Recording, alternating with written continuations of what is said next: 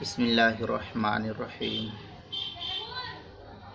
मियाँ बीवी का आपस में सोहबत के वक्त, हमबिस्तरी के वक्त मर्द का औरत के पिस्तान को चूसना और औरत का दूध पीना, ये अमल कैसा है? जबकि मियाँ बीवी आपस में मुलाअबत, खेल कूद कर रहे हैं, हंसी मजाक कर रहे हैं, इस दौरान शौहर ने औरत के पिस्तान को मुंह में लेकर के चूसा और फिर दूध औरत के पिस्तान से अगर निकल आया तो क्या इससे निकाह टूट जाता है? बाज़ लोगों का ये ख्याल है, या इससे निकाह पर कोई असर पड़ता है? इसका शरई हुक्म क्या है, ये सवाल है। चुनांचे अब इसका जवाब ये है कि बीवी के पिस्तान को मुंह में लेने की वजह से निकाह में कोई ख़राबी शरई एतबार से नहीं आती। मियाँ बीवी का निकाह आपस में बदस्तूर कायम है, उस पर कोई असर नहीं। पिस्तान को बाज़ इलाक़ों के अंदर चूची भी कहा जाता है, दूध भी कहते हैं। इसी तरीक़े से पिस्तान तो ये एक आम लफ्ज़ है जो मुहज़्ज़ब अल्फाज में इस्तेमाल होता है। बहरहाल मुख्तलिफ़ इलाक़ों की ज़ुबानें होती है, वो मुख्तलिफ होती है। हर आदमी अपने अपने इलाक़े की ज़ुबान को समझता है। बहरहाल अगर मर्द ने औरत के पिस्तान की जो घुंडी होती है उसको मुंह में लिया, चूसा और चूसने के बाद दूध निकल आया, या इसी तरीक़े से मुंह में लिया, खूब उसको चूसा और चूसने के बाद बाज़ लोगों ने ये जो ख्याल रखा कि निकाह टूट गया, ये गलत है। लिहाजा औरत के पिस्तान को चूसने से निकाह नहीं टूटता, निकाह पर कोई असर नहीं पड़ता। मियाँ बीवी का निकाह अब भी बदस्तूर कायम व दायम है।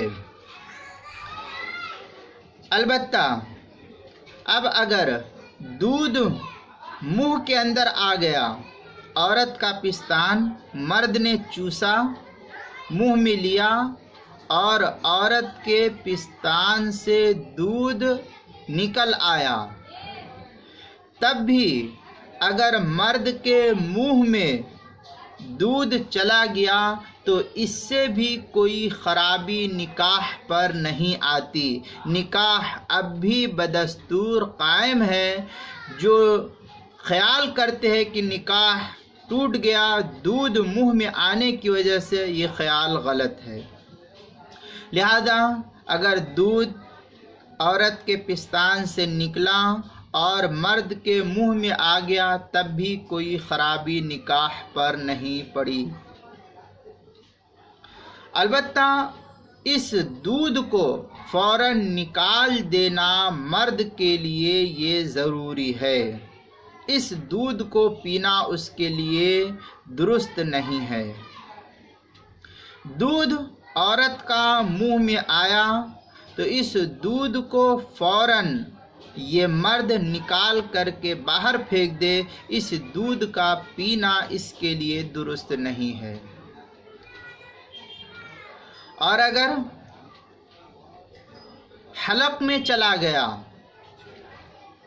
बसा औकात फ़र्ते महब्बत और मियाँ बीवी के आपसी ताल्लुकात और इश्क की वजह से अगर दूध को पिया, दूध को चूसा, पिस्तान को चूसा اور چوسنے کے بعد عورت کے پستان سے دودھ نکل آیا اور اس دودھ کو مرد نے منہ میں لے لیا، منہ میں آیا اور اتفاق سے وہ حلق کے اندر چلا گیا، حلق میں نیچے اتر گیا۔ تبھی اس صورت میں فقہا لکھتے ہیں کہ اگر حلق میں بھی عورت کا دودھ چلا گیا، مرد کے حلق میں، شوہر کے حلق میں یہ دودھ چلا گیا تو نکاح میں اب بھی کوئی خرابی لازم نہیں آئی ہے۔ البتہ مرد نے یہ کام جو کیا، یعنی دودھ کو حلق کے نیچے جو اتار لیا، یہ مرد کا اپنی عورت کے دودھ کو حلق کے نیچے اتار لینا، یہ ایک اس نے گندا کام کیا، یہ اس کے لیے مناسب نہیں تھا۔ اس لیے آئندہ اس طرح کی حرکت کرنے سے، جس سے بیوی کا دودھ اس کے حلق میں چلا جائے، نہ کرنے کا عہد کرے، اور اس طریقے کا جو اس کا دودھ اس کے حلق میں گیا ہے، اس سے نکاح تو نہیں ٹوٹا، نکاح اب بھی بدستور قائم و دائم ہے، لیکن اللہ کے سامنے چونکہ اس نے ایک گندا فعل کیا، اس لیے اللہ کے سامنے توبہ و استغفار اس کے لیے ضروری ہے۔ لیکن جن لوگوں کا خیال ہے کہ عورت کا پستان منہ میں لینا یا دودھ کو پینا اور دودھ کو منہ میں لینے سے نکاح ٹوٹ جاتا ہے، یہ خیال غلط ہے، ایسا نہیں ہے، شریعت نے یہ طریقہ نہیں بیان کیا ہے، بلکہ اس طریقے سے بچنا، اس سے عورت کے پستان کو منہ میں لینے سے پرہیز کرنا چاہیے۔ لیکن فرط محبت اور عشق و معاشقے کے اندر اگر میاں بیوی اس طریقے سے کرتے ہیں تو یہ کرنا اس کے لیے تو جائز ہے، مرد کا عورت کے پستان کو منہ میں لینا جائز ہے، لیکن اس کے لیے دودھ پینا یہ درست نہیں ہے، جس کی تفصیل اوپر بیان کی گئی ہے۔ چنانچہ فتاوی قاضی خان، اس کے اندر ایک عبارت اس طریقے سے ہے، اذا مس الرجل، مس یمس صاد سے، صدی امرأته وشرب لبنها لم تحرم علیہ امرأته لما قلنا انه لا رضاء بعد الفصال۔ یہ فتاوی قاضی خان جو فتاوی ہندیہ کے حاشیے پر ہے، اس کے اندر جو زکریا بک ڈپو دیوبند کا چھپا ہوا ہے، اس کی پہلی جلد صفحہ 417 جو پرانا چھپا ہوا نسخہ ہے، اس کے اندر زکریا بک ڈپو دیوبند کا جو چھپا ہوا جدید نسخہ ہے، اس کی پہلی جلد 250 صفحے پر در مختار ما شامیہ میں ہے، مس رجل صدیہ زوجتہ لم تحرم۔ یہ در مختار کی عبارت ہے، ما شامی جو زکریا بک ڈپو دیوبند کا چھپا ہوا نسخہ ہے، اس کی چوتھی جلد صفحہ 421، اور کراچی کا چھپا ہوا نسخہ اس کی تیسری جلد صفحہ 225 پر اس کو نقل کیا ہے۔